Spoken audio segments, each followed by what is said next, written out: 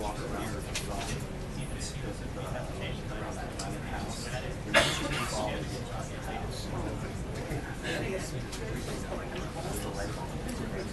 we go.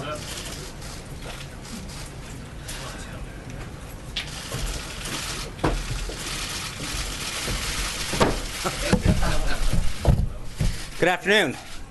Before I get into what the President's going to continue to do to advance the Tech Week that we started, I wanted to shine a spotlight on two of the President's biggest legislative priorities right now, tax reform and repeal and replace of Obamacare.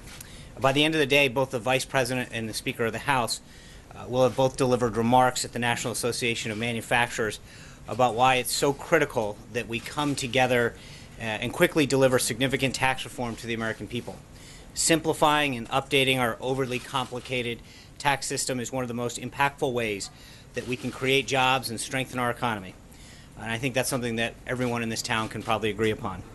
There's also major agreement between the Trump administration and Republicans in Congress on what any significant tax reform package must include. And frankly, I saw some of the Democrats earlier today, and I think there are some that share those general philosophies as well. We want to make it easier for companies to sell American goods abroad and turn that success into jobs here at home. I think we all recognize that what I think every American also agrees with, which is that we need to simplify our tax code. Depending on the estimates you look at, taxpayers and businesses spend anywhere between 6 billion to almost 9 billion hours complying with the IRS's requirements. Those are frankly billions of hours that they're not building things, growing businesses, buying goods and services from other American businesses, spending time with their families, pursuing a personal hobby, and we must reduce that unnecessary burden in terms of both the burden and the time. Perhaps most importantly, we also agree that we need to get this done sooner rather than later. That's why we're working hand in hand with House and Senate leadership and hosting regular listening sessions with outside stakeholders like the one that's being conducted currently in the Roosevelt Room here at the White House with trade associations from the tech industry to iron out details and get their input on what needs to happen.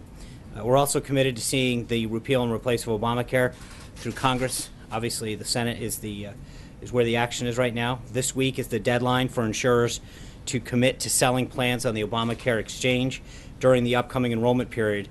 And unfortunately, we're continuing to see signs of its complete failure as data from more and more states comes in. Last Friday, the New Mexico Health Connections, one of only 5 remaining of the 23 co-ops nationwide that was created by Obamacare, proposed hiking its rates by nearly 80%. And just today in Iowa, where the President will be traveling tomorrow, the only insurer left in the Obamacare exchange proposed a 43% rate hike for next year. With almost every day that passes, another insurer either leaves the market or raises its rates by double digits. The American people can't afford to front the bill for this failed law any single day longer.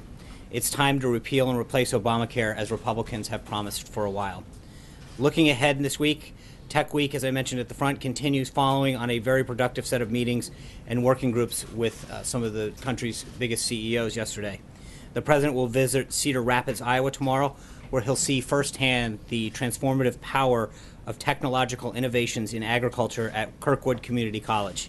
Kirkwood's agriculture science program is a national leader and widely recognized as a center for innovation in the ag sector. And on Thursday, we're bringing 2 emerging technologies to the White House that have the potential to revolutionize our economy, drones and universal broadband. The President will see demonstrations of how these technologies will contribute to the 21st century economy and how the government can ensure that their safe adoption leads to the best possible outcomes for the American worker and American businesses. With that, let's have some questions. Katie. Thanks, Sean. My first question is, does the administration have anything to say to China about the death of Otto Warmbier? Well, I think the President has spoken very clearly about how he, the First Lady, and our country feels about the loss of this American. And obviously, when you look at how he was handled, it's something that we will continue to apply economic and political pressure and try to continue to work with our allies. We've had, I think, positive movement on China over the past 5 months of this administration. And we'll continue to work with them and others to put the appropriate pressure on North Korea to change this behavior and this regime. Steve. John, just following up on the president's meeting with the Ukraine president, would the president like to see Russia get out of eastern Ukraine, and does he see Moscow as the aggressor in this conflict? I think we've been clear that, yeah, I mean, obviously, that's part of the reason that there are sanctions, is because until they are out of eastern Ukraine, we're going to continue to have sanctions on Russia, and we believe that that is Ukraine's part of Ukraine, and so therefore, until those sanctions will remain, it was something that obviously came up to discussion with the president today. We'll continue to advocate for that. And does the president support the Senate sanctions that are now going to move to the House? I think we're going to wait and see what happens in the House before we weigh in on that package. It's not just the package. I think there's some other areas of that package that we need to work with the House and Senate on if it comes back to, depending on how it's handled in the House, that we have to address. But as is usually the case, we won't have a statement of administrative policy until it advances through the House. Jessica? Thank you, Sean. On the DPRK, can you talk about what the U.S. is willing to do in retaliation for Otto Warmberg's death with respect to sanctions of the United Nations or whatever? And secondly, with the U.S.-China security and defense dialogues beginning tomorrow, and it's already been stated that the North Korea issue is going to be at the top of the agenda, do you anticipate walking away from tomorrow's dialogue with any kind of tangible results on North Korea? We have been very forceful in our political and economic pressure that has been applied in North Korea.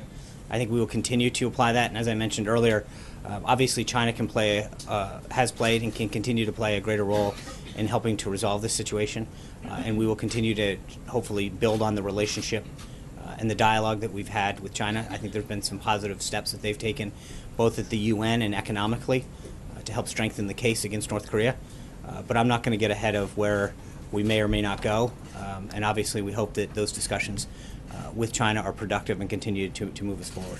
Gabby? Thanks, John. There were some reports out that President Trump told members of that tech meeting yesterday that the Senate health care bill needed to have more heart. Can you shed some light on what it is he's not pleased with in the legislation that's being drafted? And can you also tell us why he would feel that way after holding a press conference in the Rose Garden supporting the House's version of the health care bill? I mean, the president clearly wants a bill that has heart in it. He believes that health care is something that is near and dear to so many families and individuals. He made it clear from the beginning that that was one of his priorities, and as the Senate works its way through this bill, as the House did, any ideas are welcome to strengthen it, to make it more affordable, more accessible, and deliver the care that it needs. But this is an area that the president believes passionately about. He cares.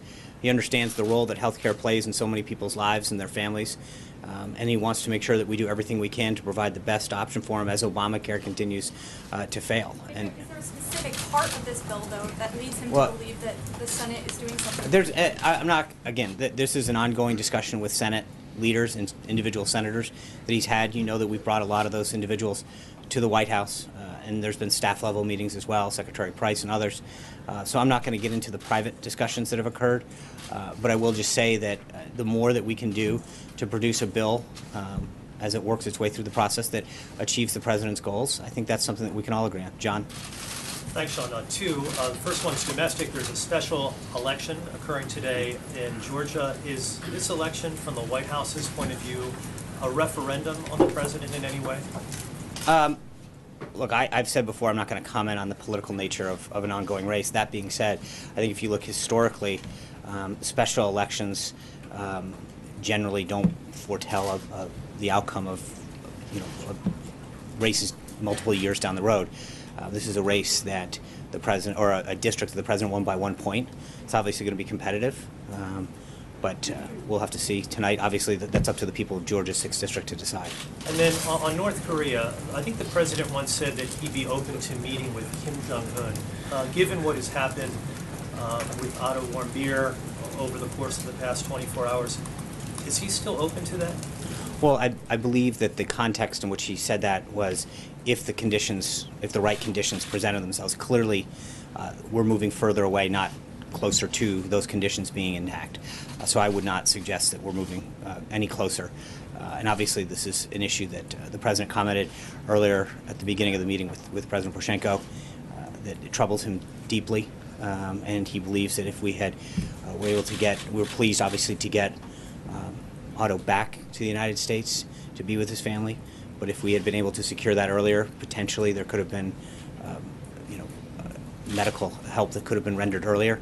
Obviously, we don't know the answer to that, but I think the president worked really hard to do what he could to secure the release of him, and it's a shame what happened. And I think he was very clear about that when he spoke to members of the media earlier today. Vivian. Thanks, Sean. Two questions. Also on Otto, the president today said that he thinks it's terrible what happened to Otto. Does he have any more details? Do you have any more details on specifically what he endured there? I do not, and we would not share them at this point. I think there's so.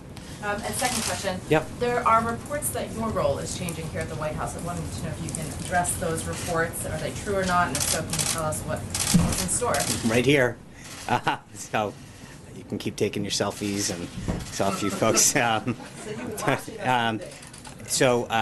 But look, it's no secret we've had a couple vacancies, including our communications director that's gone for a while. We've been seeking input from individuals as far as ideas that they have. We've been meeting with potential people that may be of service to this administration. I don't think that should come as any surprise, but we're always looking for ways to do a better job of articulating the president's message and his agenda, and we'll continue to have those discussions internally. When we have an announcement of a personnel nature, we'll let you know if that's a good deal. I'm going to go to Dave Price of WHO in Iowa in light of tomorrow's visit. Thanks, Sean. You already mentioned the president's coming. We understand that our longtime governor and now ambassador to China, Terry Branstad, will be there with him. The president has already praised Ambassador Branstad's long-time relationship with China's President Xi. As you know, the president has a certain style, the way he tweets and talks and that doesn't exactly mirror the way Terry Branstad has had his career. In light of that, how do you see this dynamic playing out in Ambassador Branstad's role with China? Thanks, Dave. Tomorrow, as you noted, the president will be joined by Governor Branstad at Kirkwood to not just discuss some of the agriculture aspects of what's going to be discussed, but also talk about trade. I think he was clearly impressed with Governor Branstad's, as Chuck Grassley put it, he's been an ambassador for Iowa for decades, if not his whole life. And I think that the president feels those skill sets, his understanding of China, and his dedication to help export U.S. products and agricultural goods and other stuff, services to China in particular, is going to be a huge asset for the United States. He chose Governor Branstad because he was impressed with what he had done as ambassador, as governor in Iowa, and the respect that he has for the people of Iowa, I think, is going to serve this country well. So, Sean. Kevin. Sorry. Thanks, Sean. I want to circle back on the Georgia 6th. Is it fair to say the president will be watching with great interest the race that happens tonight? And what's his message? I know he had a couple tweets. What's his message to the people of the Peach State as they consider the direction for that particular district? And if I could follow up. Okay, so just so we're clear, I'm not going to comment on political races. That being said, as I've noted before, it's no surprise that the president is going to support Republicans up and down the ticket, especially to maintain our majorities in the House and the Senate as we move forward. So obviously, as you've noted, he has tweeted about that. He believes that there's a clear and stark choice, but I'll leave it at that. Let me ask you about the communication shop here. I know that you're probably wearing more than one hat at the moment, and yet there's been a great deal of unrest, certainly in this room and perhaps in other spaces, about a lack of press briefings, a lack of communication with you directly outside of, say, the office. I just wanted to know if you would sort of unpack the idea behind fewer on-camera briefings, just to sort of help make sense of what's going on. Sure. I mean, what I will tell you is I've said it, look, I've multiple times prior to actually taking the job in December and January, explained that, we're going to do what we can to communicate our message. We have a tremendous respect for the First Amendment, your ability to do your job and report and seek out ideas, and then we're going to work with you. I think the briefing is one aspect of what we do.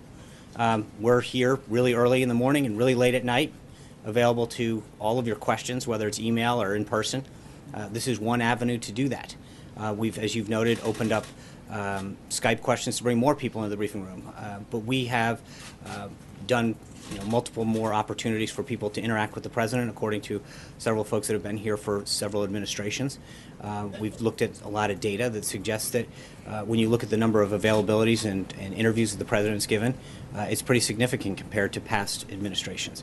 So I think that while you guys will always advocate for greater transparency and more access, I think that we have done a very good job of not just providing opportunities here at a daily briefing, but also making ourselves available as a staff, almost 24 hours a day when it comes down to it. And I think you look at the steps that we've taken to give access to reporters, and I do think it's pretty significant. I understand you'll always have issues, you'll always want more, and that's fair. I mean, that's your right.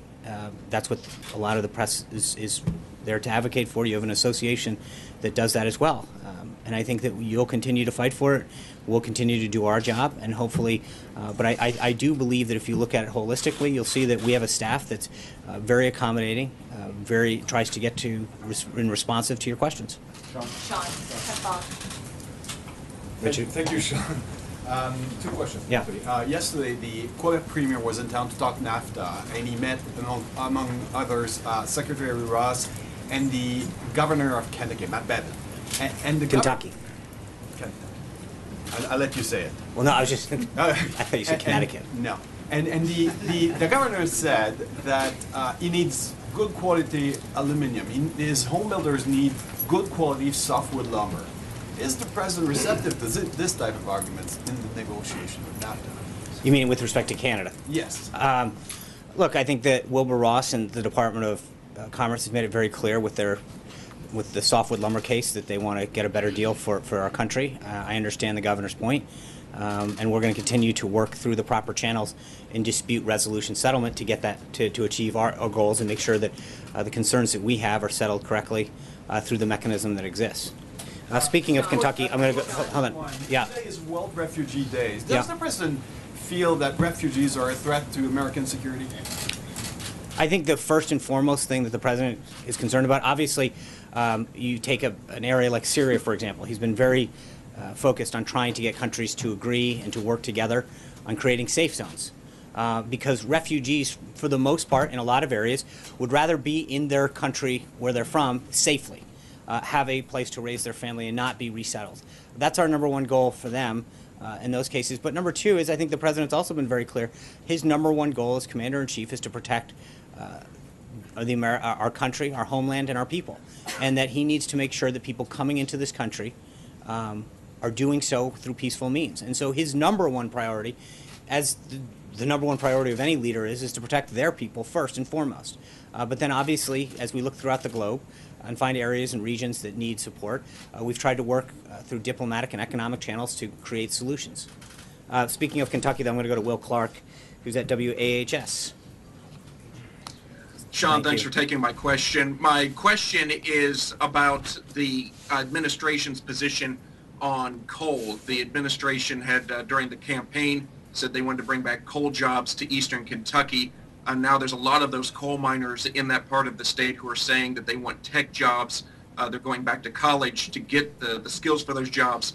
Does the administration still support the return of coal to those portions of eastern Kentucky and into West Virginia? And what is the president's relationship with Kentucky Governor Matt Bevin? I know he was at the White House last week and was also at the nominating convention in Cleveland, among other places. Yeah, he has been here a few times. I think they have a fantastic relationship. Governor Bevin has been a great advocate. He's done a lot in Kentucky to grow jobs and really fight for innovation down there. And I know that his ideas and his input have been very well received here at the White House. And we want to continue to work with him. I think with respect to your question, Will, it's not really a binary choice. I think the president wants to continue to and has supported several measures to really restore the coal industry and to bring it back.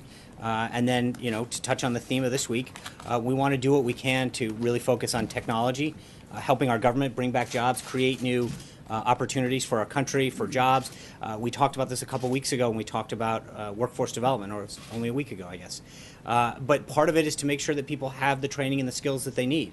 whether that's going to a vocational school or another training opportunity that gives them the skills in an area like high tech and technology to pursue a new change in life or a new career or just at a high school. But we need to make sure that we have the training and the support, the loan system, et cetera, that will support people who want to go into a lot of these fields. So I don't think it's a choice of one industry over another. Obviously, the president has and will continue to do a lot to support coal, especially the clean coal industry. And at the same time, make sure that we have opportunities to give the workforce of the next century or the Americans the skill set to compete. And that's something that Secretary Acosta spoke from this podium on extensively last week. Thank you, Sean. Yeah. Has the president seen the draft of the Senate health care bill? I don't know that. I know that there was some chatter today.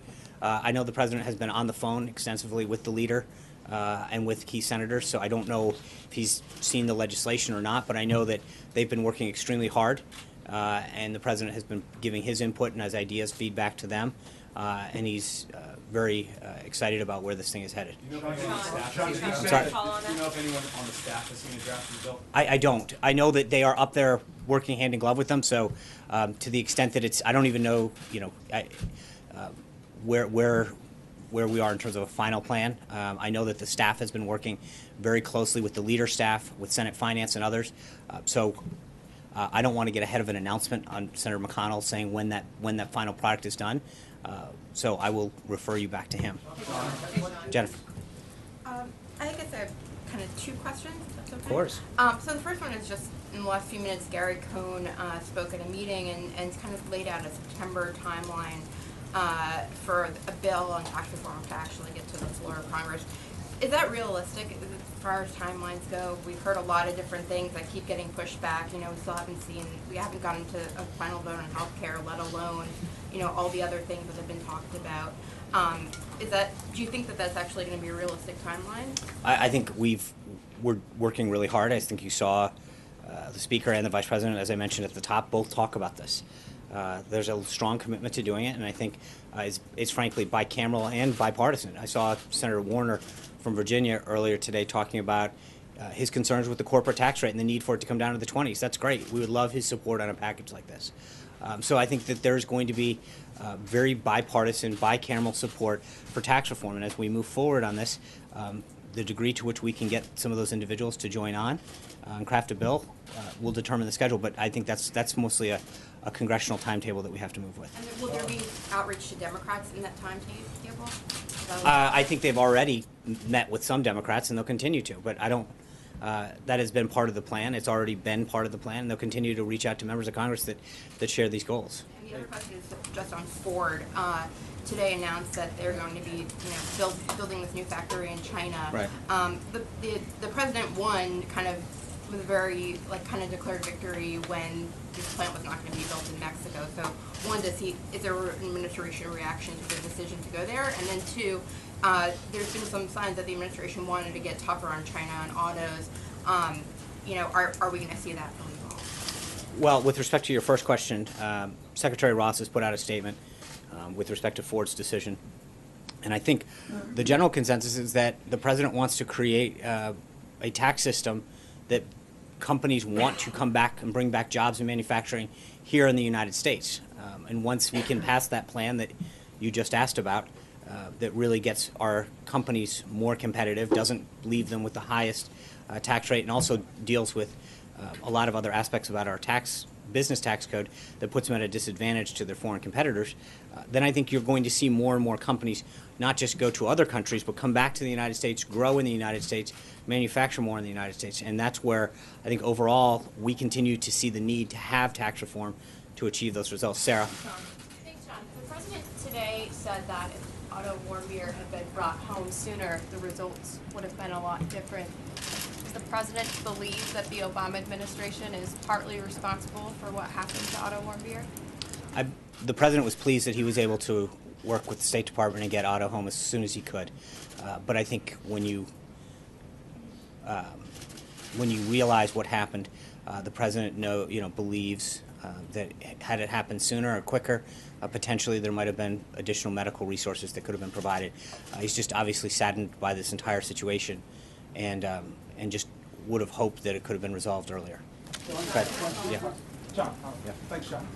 Yeah, just wanted to ask, the House Freedom Caucus and at least 3 GOP senators have suggested that the August recess should either be scrapped or just greatly shortened until more business can be done.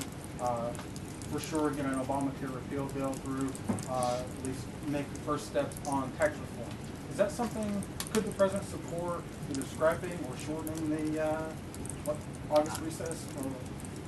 I think that's going to be up to the House and the Senate to determine their recesses. They don't, generally, we don't get involved in their schedule. And so I'll let Speaker Ryan and Leader McConnell decide what's appropriate in terms of their.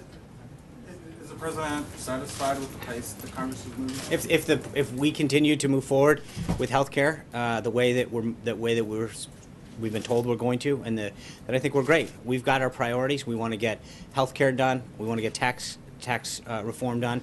And obviously the president's spoken very extensively about infrastructure. If we can get those done, I think we feel really good. Hallie. Can you get those done by August? I'm sorry. Can you get those done by August? We'll go as quick as Congress wants. That's a little out of our hands. But as soon as Congress can do it, we'll do what we can. You saw when the House had its bill up, the president worked feverishly to make sure that he did everything he could to get it over the finish line. I think we'll do the same for all of those other scenarios as well. Hallie. Sean, I have one on North Korea, but I'd like to follow up on health care there. Yep. You were around when Republicans were criticizing Democrats back in the day of Obamacare for it being, as you put it fairly recently, jammed down people's throats. You said it was rushed, it was secretive, that was the criticism. So how is what's happening now with this bill getting crafted, frankly, behind closed doors, any different from what Republicans criticized Democrats for doing? I think we wanted to be part of the process back then. If you look at what you look at what Senator Schumer said both in February to a MoveOn.org call, where he said that no Democrats going to go near this, and what he said in a letter in May 9th, that he said that no Democrats would be part of an effort that would repeal Obamacare. So they have chosen to take themselves not make themselves part of this process. There is, when Senator McConnell brings the bill forward, I'm sure that there'll be plenty of time to have debate. It's the Senate. There's always plenty of time to debate. He's talking about voting next week. Well, okay, but again, I'm not going to get ahead of. I'll let Senator McConnell determine the Senate schedule and run the Senate that he sees fit. But let's not mistake ourselves with how they approach this thing. Their leader, Senator Schumer, made it very clear on at least 2 separate occasions that they didn't want to be part of this process. They didn't want to repeal and replace Obamacare. They were happy with Obamacare. We believe Obamacare is failing. We want a better system for the American people, a patient-centric healthcare system that brings down costs and gives more accessibility to people. That's it. They chose not to, made it very clear that they didn't want to engage in this process. So, to turn around now and to second guess, that's something they should take up with their own leader. On North Korea, does the president support a travel ban to those heading to North Korea? And given Senator McCain's comments that he believes Otto Warmbier was murdered, is it this administration's position that North Korea killed that young man? On the first one, I think the State Department is mulling additional advisories, and I'll leave it to them. That's how our travel is restrictions and such is run through the State Department, so I would refer you to them. And again, I don't want to, before anything further goes on with respect to him, I'm not going to comment on whether or not his situation, how it was handled, until we have further information on that. Trey. Thanks, Sean. 2 questions for you. From the perspective of the administration, how transparent have lawmakers been on Capitol Hill when drafting this health care bill? How what? How transparent have they been? Well, I think that we've had a very robust discussion with lawmakers, first in the House and now on the Senate, who have ideas and input. But ultimately, each of those bills is the product of their own chamber. I mean, the House, we obviously had plenty of sessions with members of the House as they move forward. We've done a lot in the Senate.